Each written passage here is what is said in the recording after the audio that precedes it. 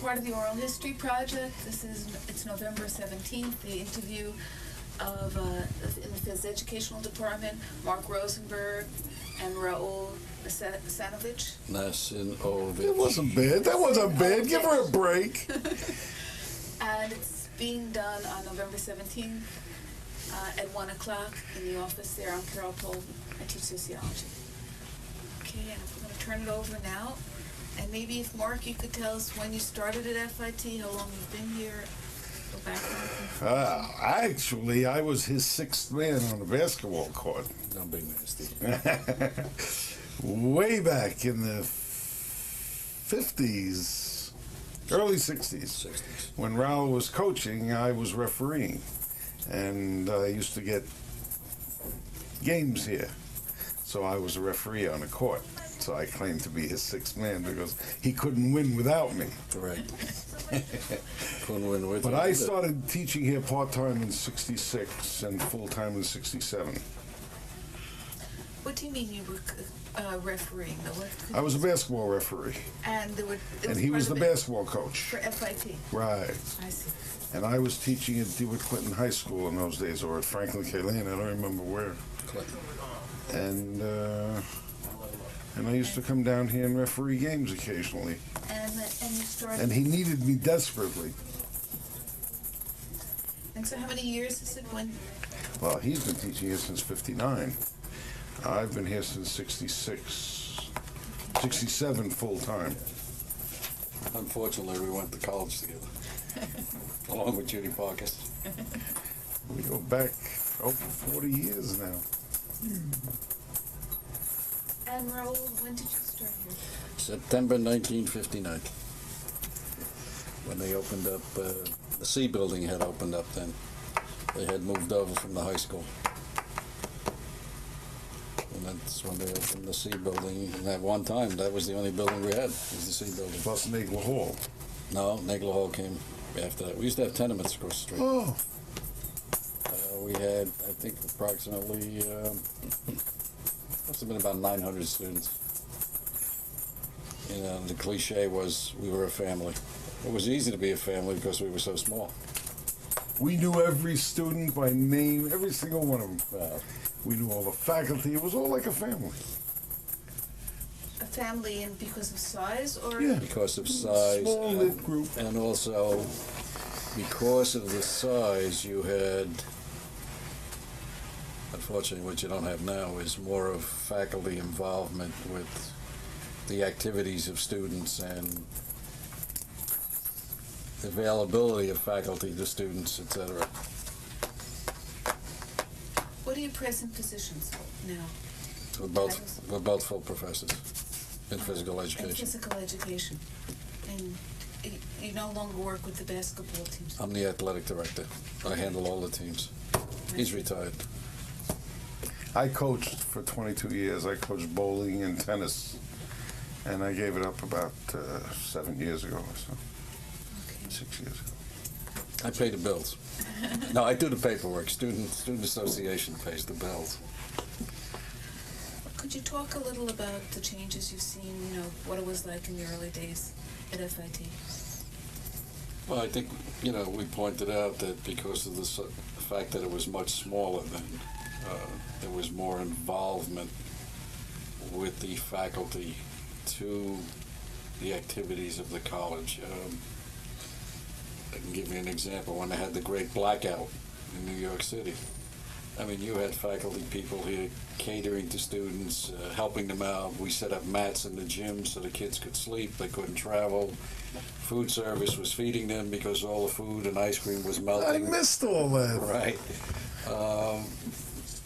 Now, unfortunately, because I don't know whether it's size or different attitudes, is a lot of the students don't know the faculty.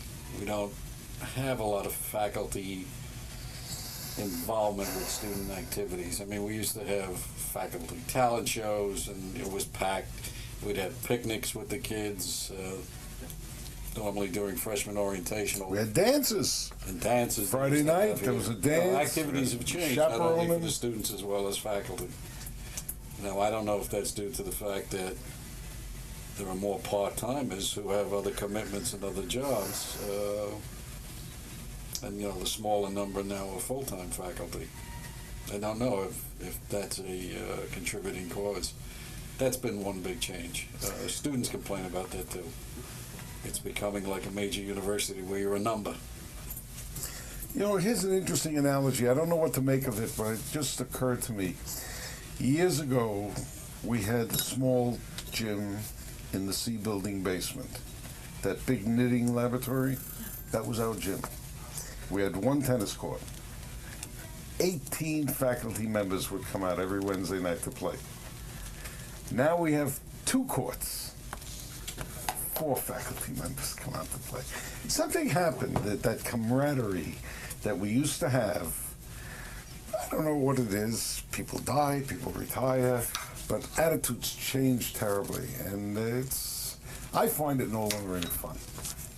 I'm just kind of discouraged. It's not the fun institution it used to be. You were talking about Dean Snyder. I mean, we used to have activities here at the college. They would be here. They'd come and support the kids. The president would come and support the kids. In fact, the first year that FIT won a championship, a basketball championship, he invited them all to his office and treated them to dinner. He had the kids sit at his desk, and I still have alumni who come back, and they remember President Feldman. They come back, and they remember that. Hey, I sat at the president's desk. I mean, that was a highlight. It was nice that he was there. He sent out for pizzas for them. Well, that was a nice night. It was different. You want to hear something interesting about President Feldman? I used to run Turkey Day activities. Explain to As a recreation director, I ran Thanksgiving Day activities. And aside from the recreation program at night and on weekends, Thanksgiving week, the kids all knew there was going to be some crazy thing going on. Every year it was different. And one year, I think it was Feldman's first year here, we had a treasure hunt. And we had about 10 teams of 10 kids, or at least 100 kids, and with huge crowds watching. And they had hidden clues all over the place. And they had to find me. That was part of the activity. Two or three of the clues involved Feldman directly. He had to be asked a question and he had to give an answer. Somebody had to snatch something off his desk. And here's a man, president of the college, with an office and working. And in the middle of the day, kids are racing into his office and grabbing things off his desk, asking him a question. He was on the phone. He'd stop. He'd answer the question. You don't see that happening. It's just not the same. And you could call it what you want. Everybody says, you're getting cynical and this and that. It's just not the same. I hate to harp on the same theme that I imagine everybody is saying, but it's just not the same. For whatever reason. There's also more, I think the point Mark's trying to make is the involvement was not only, faculty, it was all the way through the college. And now you don't find that. In fact, if you notice, there were signs up there begging for somebody to do the portfolio for 50. They don't have anybody to do the yearbook or whatever it is. You didn't have that before. And you got to remember, a lot of us were doing it voluntarily. Right. We weren't paid for it. When we weren't paid for it, more people volunteered. Now that they're paying for it, they can't even find people. People want more money. People want this. It's amazing. Nobody wants to give of themselves. And I don't know why. It is partly the part-timers' business because I don't blame them, but they're not as committed to the college as a full-timer is. This is our home. This is where we live. This is where we work. And the part-timer, they may work many hours here, but they also work elsewhere. And the day someone offers them a full-time position someplace else, their history. But you can't blame them. I don't blame them. But it's the college administration that has been pushing for fewer full-time members and more part-time members. That is the cause of what we consider, the failure of the program. Could we go back to how the development of the basketball team and something about, the tennis you mentioned? Okay, when I was hired to come here, my job was to develop a physical education program and also an athletic program. We started that as soon as I got here in 1959. The building was fairly complete. There were little things missing, like we had a basketball team, but we had no baskets. They hadn't come in yet. So we would practice without baskets, or we'd go over to the Y occasionally. That's how it started. You realize there are positive aspects to that. You could never miss a shot.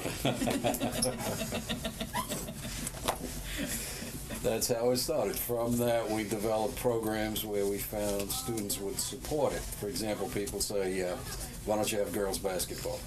We'll have a tryout and publicize it the way we publicize everything else, and we'll get 1 or 2 women come down. There's no way, obviously, they're supporting that program. So we run the programs that we get the support. Also the fact that the facilities are very limited. I mean, we had baseball for once. Well, we had it for about 3 years. It got so bad that in one game I played. Because we were always away, we were always traveling, and it's not fair to the student to say, hey, we're only going to take you out of class. And we try not to do that. We try to schedule so that students miss a minimum amount of time. That was how the program developed. And we've had the program for 36 years. Now, the school is mostly female. The guys come here who are interested in playing basketball. They come here because they're interested in fashion. Both. We bring a lot of kids in. The basketball coach goes out and actively recruits kids who are interested in coming here and also furthering their education. And they can trade off their athletic ability for the 3rd and 4th or 5th year for the bachelor's degree. So a lot of our students who finish here, particularly in basketball, we'll try to get them scholarships at other schools. We also do that with our women's volleyball players. We've had 2 women volleyball players who went down to NYU on full scholarships. This is for the BA program. They go for the upper. But not here. Not here. I understand. Not here. Division. No, other They schools. get scholarships to go to take the Whatever. basketball program here. No. No. We give no athletic scholarship. We give them nothing at all. No It's a financial. state university. We can't give scholarships. We can, but we don't.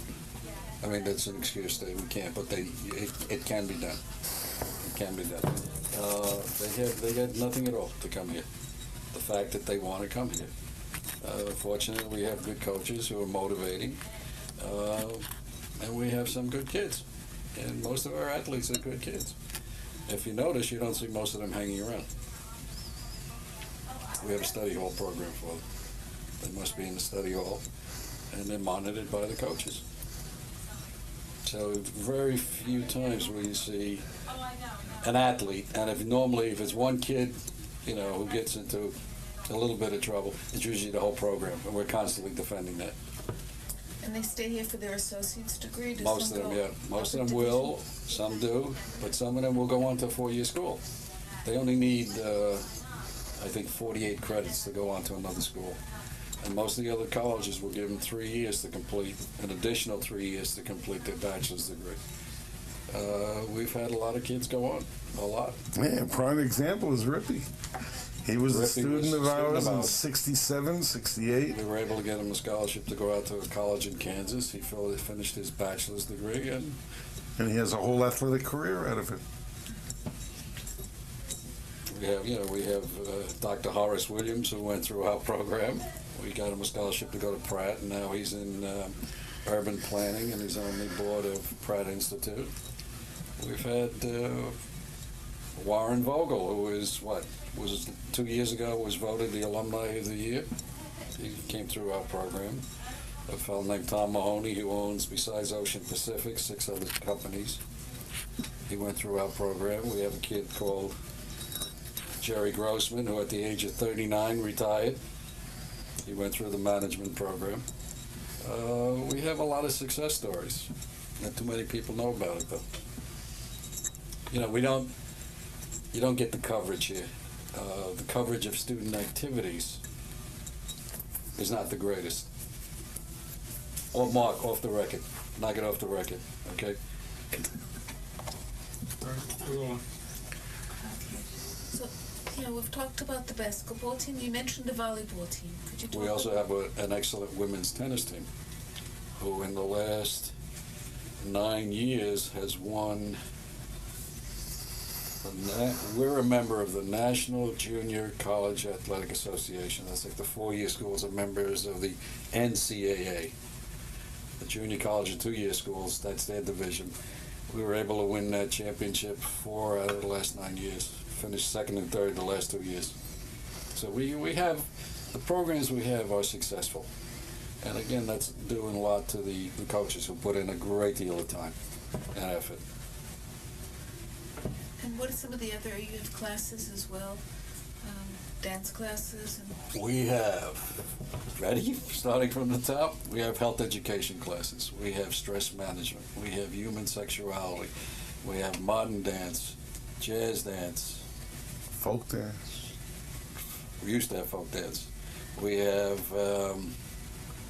tennis, volleyball, basketball, fencing, Tai Chi, yoga. What am I leaving out? Aerobics. When the bowling center was at Madison Square Garden, we had We bowling used to have classes. bowling classes. Now there's only one bowling alley in Manhattan, of all of Manhattan. And that's the one in the Port Authority. But we have a bowling team. And they bowl primarily in the early part of the spring semester. That's basically the athletic program. This year, they're reinstituting the cheerleaders and the boosters. And that's, the kids are basically doing that on their own, organizing that. so when did the teams play? All throughout the whole year? And Yeah, different Basketball teams. plays from November to early March. Women's tennis is in the fall. Women's volleyball is in the fall. Bowling is early spring. And men's tennis is in the spring. It's in, the program is all year round.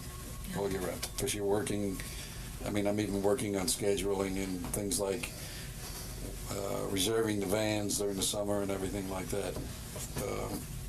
And most of this is funded by student activities, as well as student faculty cooperation. Nothing from the college. say that again, could you explain what you said? All the funding for these programs comes from Teams. student activities and from the student faculty cooperation. So it's not provided by any state funds, college funds? Nothing at all. No. What does the state college funds provide then? These phys ed classes? Basically, the equipment for the physical education classes. Equipment and supplies for physical education. That's it. That's it. That's interesting. Is that typical of most colleges? No. We're unique. We've heard that expression since I came here in 1959. Now, they use unique when it's convenient, and they use unique when it's not so convenient. So a place like Nassau Community does, or some of the other community colleges? They have different ways of funding. They use student activity funds. The college will provide some funds. They may be getting some from, their like the Student Faculty Corporation. They call them faculty senates. A place like Rockland Community College, their facility is actually owned by the community. And what they do is the college is allowed to lease out space. They'll have something like the motorboat show of Rockland County up there, or they'll have jazz concerts, and a lot of that money goes back into the athletic program. And it's a lot of money, because that's a big, big facility. Our problem, again, is our facilities are obsolete. If we wanted to, we could rent this facility out 24 hours a day. Don't tell that to Derwood Long, though. You mean the facility like the gym? Yes. When I'm talking about facilities, I'm talking about the physical education complex. But again, we're obsolete. Everything is too small. What was the story with the swimming pool that was supposed to be built? The space is there. It was in the blueprint. It's in the blueprint. It should be, where the locker rooms are out here in the hall. Well, behind that, there's all unexcavated space. That's where it should have gone. apparently, that was the time the city was going through financial problems. Said it would set back the building program a period of time, anywhere from 6 months to a few years. But as it was, we were set back 6 years. And subsequently, every other school that was built had a swimming pool. They also were going through financial constraints. Now, if you turn that off, Mark, I'll tell you off the record why we don't have a swimming pool. You could do So that. if we talk, that would be nice. Okay. Again, we did some work with the community in terms of inviting them to athletic events. Steffi Bird, Professor Bird, used to run aerobics programs for some of the senior citizens in the Hudson Guild. Again, that's where faculty members were getting involved in doing things for the college and with the college. We don't see that happening anymore. Doesn't. I don't know what other recollections he has. Well, if you think about how the students have changed, I'm sure when you both began, there were more commuter students. Yeah, we had no dorms. When I started, there were no dorms, so everybody was a commuter. I found that when we first started, the students were older. I'll tell you a funny story. The first class I ever walked into and taught here, the second youngest person in that class was me. Well, because when they opened the facilities, a lot of people came from the industry. That was funny. This was when they were 1959. so mostly people who were working in the industry, And they the came apparel back to industry, school, and they yeah. came back to school. Right. That's different than I have heard, because I've heard about the students being commuter students from here, you know, young women primarily. Well, it was always predominantly women students. Yeah. In terms of athletics, males athletics, that was an image that used to haunt us a lot. I mean, we used to get a lot of negative comments made, you know, why we call the Tigers instead of the Seamsters, or a pun or takeoff on the Teamsters, or why aren't we called the Dressmakers. I think we've earned the respect because we've been successful. We've also, because of the success of the program, we're known pretty much throughout the entire country. We get requests from all over the country for information on our athletic program. When our teams travel, we usually end up sending out a lot of information. When we go on the winter and ski trip, for example, which is a physical education class, I usually end up sending out information to people about FIT. And we'll send out catalogs and information. Hopefully, we'll get some of those people. And it's, you know, it's public relations. When you say the teams travel, where do the teams, like, is that true, the volleyball, the tennis, and the basketball? They travel Basketball over? team has been to California, they've been to South Dakota, they've been to Florida. The volleyball team basically goes upstate. The tennis team has been to Texas 3 times. That's where the national tournaments are usually held, somewhere in the western part of the United States. So when they've been successful and won the area, they go play in the national tournament. And so they do provide exposure for the college on that level. I mean, we've been ranked as high as number 6 in the country in basketball. Now you're talking about almost 1,000 schools playing basketball. 2 year. 2 year. Our women's tennis team was ranked 9th at one time. And there's more women's tennis teams than there are basketball teams. So, you know, through that, we're able to do some public relations work. And we have been able to get some students. I'm not saying thousands, but we're getting some. The students who participate in the program, are they mostly dorm students, commuter students? They're everything. You have a mixture of everything. And do a lot of students at FIT work? How do they manage their jobs and the sports? They do, the same way he did, and the same way I did when we went to college. If you want it bad enough, you make the sacrifices. They do it. They do it. A great many of them do. And, in fact, there are times we don't get the outstanding athlete because they do have to work. They just cannot make that sacrifice. You know, I have a wonderfully funny story about Marvin Feldman. in regards to being known outside the college. We were very friendly. I enjoyed his company. He was a good friend. And when he first came here, I had heard things about him that, misrepresented what he really was. And I discovered he was a very warm person. We had similar backgrounds. I had taught in Israel for a couple of years. His mother was very involved in Israeli-style programs. The ORT program was, I think she originated it. And he spoke Hebrew, he spoke Yiddish fluently, and I did. We became very friendly, and he was a nice man. And I recall Raoul giving him honorary uniforms. He always had the latest of our FIT athletic shirts and the jacket. And once we had a traditional thing when George Levinson was alive. He would traditionally have a get-together at his house in South Jersey the week before, the last week in August before registration started.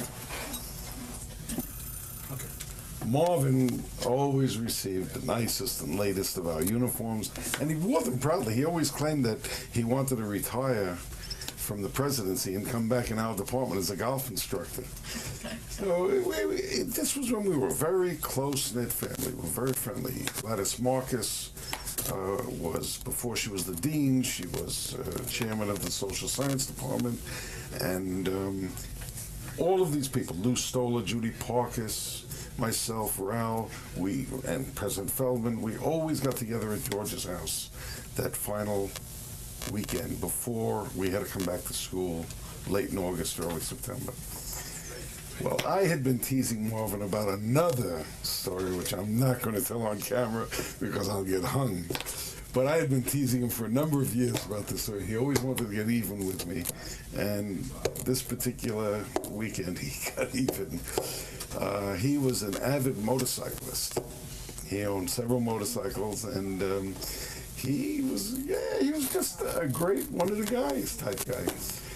Well, the day we were all to get together at George Levinson's house, Marvin had something to do in South Jersey. He lived up in Bloomfield, but he had something to do in South Jersey, and he figured the best way he could get there and back, fastest way, was to take his motorcycle. So he put on his FIT outfit, his leather jacket, and his helmet, and he flew off to South Jersey, did his thing, and then he had to come racing back to pick up his wife, Dorothy, and then come back to South Jersey again, for the party, for the barbecue. So he was in a tremendous hurry to get back, and sure enough, he heard some clicky clacking in his motorcycle, and he had to stop on the turnpike at one of the rest stops at the gas station, and he was trying to figure out what was wrong with his cycle. And a whole bunch of Hell's Angels drove up behind me. He started sweating. And they all came around. They said, "Hey, nice bike." He had a Harley Davidson, lovely bike. "Nice bike. Where'd you get it? What do you do?" And the whole thing. And it was a warm day. It was August. And he took off his jacket, and they saw FIT, athletics. And one of the Hell's Angels says, "Hey, you from FIT? That's a great school. Great broads, the whole business." And then some of them were helping him fix the bike, and the leader sort of said, "Well, what do you do there?" And he was sweating bullets. He didn't want to say I'm the college president because A, they wouldn't believe him, or they'd rag him, or whatever. So he says, "I teach there." So they say, "Well, why don't you follow us? We'll go together. You'll make up time. We'll really race." He says, "Is it okay if we come visit?" "Yeah." He says, "Sure." He says, "What do you teach?" He says, "I teach Phys Ed. My name is Marc Rosenberg." And so when he came to George's house, he told me this. He says, "You better expect a visit from some Hell's Angels." He had a great sense of humor, and he really, even the Hell's Angels had heard of FIT. They knew, In the old days, when we had parties here, when we had dances, we had very few men. We always had to solicit the Columbia and NYU schools to send men over for the dances so that we'd have enough a social gathering. But those were days when we always had chaperones, and Marvin would never miss one of the dances. He'd always be there. True, he lived on campus, but there were so many other things he could have been doing on a Friday night. He never missed a dance. He always made an appearance at least. And when we had the seasons, whatever basketball games, the feature games, he would always make an appearance. He would always manage to show up and make his presence felt. He was a good supporter of the program. Now the administration, do they come to games? I've seen Alan here once at one game. Maybe more because I've slowed up in my attendance. I spend more time at home, grandchildren and things like that, so I miss lots of games now. But there was a time when we wouldn't miss a home game, and generally we'd see Marvin at all of them. He was number one rooter, and he was a good man. We miss him. Have you seen changes in the students over the years that... The changes are normal changes. It seems to run in cycles. And like Raoul said, at one time we had older students here, and we get, as of late, now that we've spread out worldwide, we get a tremendous influx of foreign students here. I see many, many more Russian students, Korean students, any of the Oriental students, any Asian students. There's a tremendous influx of them here. And it just makes for a different ethnic mixture, but it's just a change. What would you say was the ethnic mix in the beginning stages? It was almost all Caucasian, local, possibly with a spread up north, New York area, Albany, Buffalo, things like that. Then we started seeing some Midwestern kids coming in. And see, I'm not an authority on that, other than that, I used to know most of the students. And we'd get a picture of where they're from, what they did, and what they were interested in. Now, it sounds like the early students that you encountered, were many of them from families that worked in the apparel industry, or they worked in it? The students that came from Canada were involved in the apparel industry. Everybody who came here from Canada, their parents were involved in the apparel industry.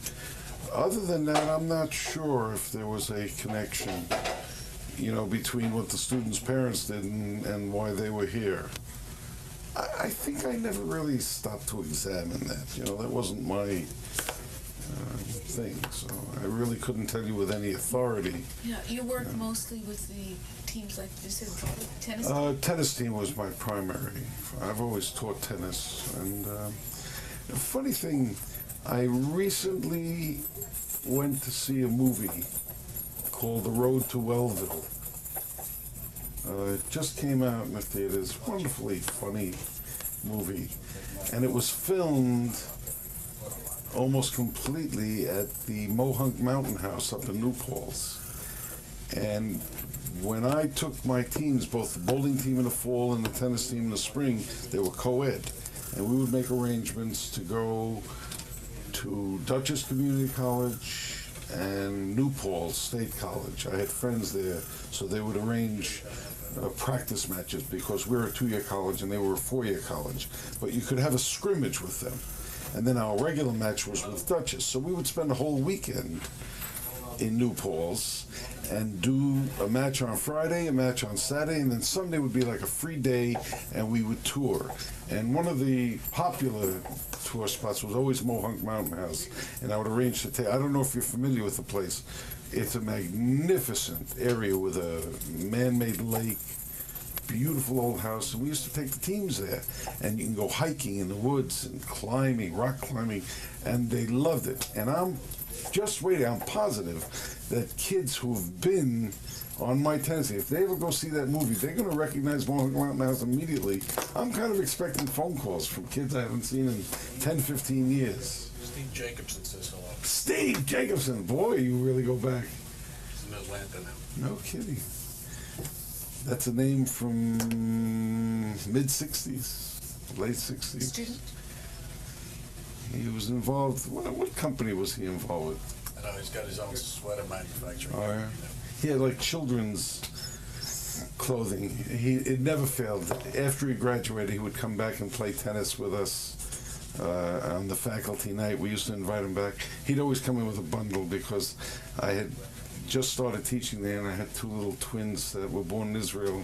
They were like 2, 3, 4 years old. He'd always bring in little, jumper suits for them. Did you take a leave and teach there? No, I taught at the city high schools. Raoul and I went to school together. We started teaching together at DeWitt Clinton High School. Raoul left for FIT.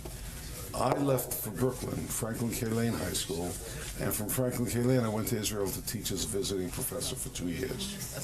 When I came back, Raoul called me and said, hey, there's a job opening up at FIT. So I came down here, worked part-time for 1 year, and then took the full-time position. So it was like we'd always been very connected. And it's been a good, I can't complain. It's 28 years here, it's 37 years. I'm ready to pack it in. Enjoy my grandchildren now. But like a kid like Steve would never forget to come back and bring little things for whoever had children. And we had much warmer relationships with our students than we seem to now. The big change was the weight. Thank you. Is that on record? That's where we've changed dramatically. Are there some other things that you'd like to tell about, your reminiscences of FIT? We've covered most, It's been a very nice career. I've never regretted it. Any special recollections of linkages to the unions, or union here, or to industry? Do you have? Well, I spent most of the 70s as a member of the negotiating team on the union. That's when Marvin Feldman was president. Yeah. And when Lou Stoller became president of the union, and George Levinson and Mike Silverstein and Judy Parkers were very active. I was very active at that time. And then I sort of, gave that up to be more involved with the teams, and then slowly I gave that up as well. Well, really, I got involved with the recreation program. That was primarily what kept me away. Anything else that you'd... No. Good. All right, great. Okay. Thank you very much, both of you. I think it's interesting. I could tell you a story, but I couldn't put it on film about Marvin. And when Sid told the story, we cracked up, and little by little, we all got the different pieces of the story until I finally got what was considered the official version, because every time I told it, Marvin would cringe, and everybody who knew a part of it would be very knowledgeably shaking their head, yeah, that's the way it happened. So I used to kid Marvin about this all the time, and that's why he got even with the Hells Angels, but that was a delicious story. Oh. Well, he was very special. It's very clear. Great I mean, man. I'm sure Great Mark man. agrees, because we hear pretty much the same people talk about him. And the theme of this is a family has come up a lot. That's We for were. sure. We were a real family. Yeah. Gladys was very close to us. Yeah. And this is, it's The first time I ever met Marvin, at the other meeting. before I even knew who he was, I knew we had a new president. I knew he was in the building. He walked in on my class. And I was teaching a gymnastics class down in the old gym. And I was kiddingly showing them a move that was like a very difficult move. I said, to be honest with you, I can't do this move. This is the way you do it, but it's a planche, and I just don't have the arm strength anymore. And this little guy in the back says, I'll show you how to do it. And he took off his coat and he's in a full suit and everything. He did a pledge, which is a very difficult move. Just trust me on it. It's no use describing.